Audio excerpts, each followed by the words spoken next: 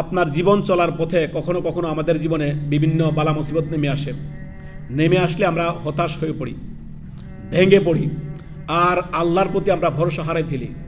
এটা কখনো করা যাবে না। আল্লাহর রহমত থেকে কখনো নিরাশ হবেন না। দেখেন, আপনার আমার জীবনে হাজার লক্ষ নিয়ামত আল্লাহ দিয়ে পরিপূর্ণ করে রেখেছেন, সেটা আমরা দেখতে পাই না। আমরা যদি একটু অনুধাবন করি তাহলে আমরা দেখতে পাবো, আমরা অনুধাবন করি না। হয়তো আপনি একটা দিক থেকে আপনি একটু অসুখী, অথচ হাজার শত দিক থেকে আল্লাহ আপনাকে নিয়ামতে পরিপূর্ণ করেছেন, সেগুলো আপনি দেখেন না। আল্লাহ তাআলা কি বলেছেন? ফাবিআইয়ি আলাই রাব্বিকুমা তুকাযযিবান। হে মানুষ এবং জিন, তোমরা আল্লাহ রব্বুল আলামিনের কোন কোন নিয়ামতকে অস্বীকার করবে? আল্লাহ আপনাকে সুস্থ রেখেছেন, নিয়ামত না? আল্লাহ আপনাকে নেক স্ত্রী দিয়েছেন, নিয়ামত না? নেক সন্তান দিয়েছেন, নিয়ামত না? পরিবারকে হেফাজত করেছেন, নিয়ামত না? দুনিয়ার জীবনে আপনাকে সচ্ছল করেছেন, নিয়ামত না? দুনিয়ার জীবনে আপনাকে ঈমান দিয়েছেন, নিয়ামত না? দুনিয়ার জীবনে মুহাম্মদুর রাসূলুল্লাহ সাল্লাল্লাহু আলাইহি ওয়াসাল্লামের শেষ নবীর উম্মত হিসাবে আপনাকে আপনার দুনিয়াতে আল্লাহ প্রেরণ করেছেন, সেটা নিয়ামত না? নিয়ামত আর নিয়ামত, জীবনে পরিপূর্ণ নিয়ামত। হতাশ হবেন না, কখনো হতাশ হবেন না, কখনোই হতাশায় ভুগবেন না, আর কখনো অল্পতে কখনো কি হবেন না, ভেঙে পড়বেন না যে আল্লাহ হয়তো আমাকে আর দিবেন না। না না না, ধৈর্য ধারণ করেন, সবর করেন। আল্লাহ রাব্বুল আলামিন কি বলেছেন? ওয়ালা সাউফা ইউতিকা রাব্বুকা ফাতারদা, ওয়ালা সাউফা ইউতিকা রাব্বুকা ফাতারদা। আল্লাহু আকবার।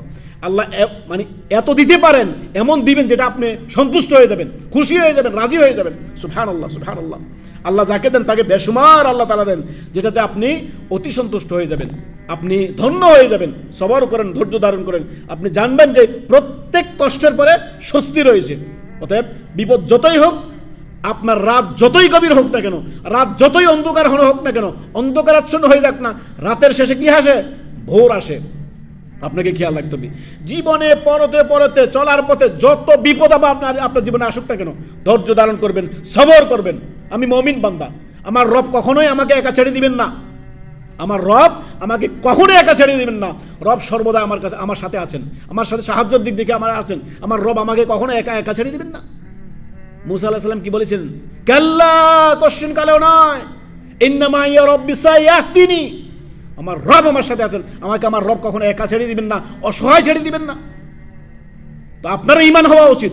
বিপদ যত বড় হোক, আপনি সর্বদাই খেয়াল রাখবেন, জীবনে যত বিপদ আপদ নেমে আসুক না কেন, সবর করবেন, ধৈর্য ধারণ করবেন, ধৈর্য সবর নিয়ে আসবেন, হাই হুতাশ করবেন না, এতে করে আরো যন্ত্রণা বাড়বে।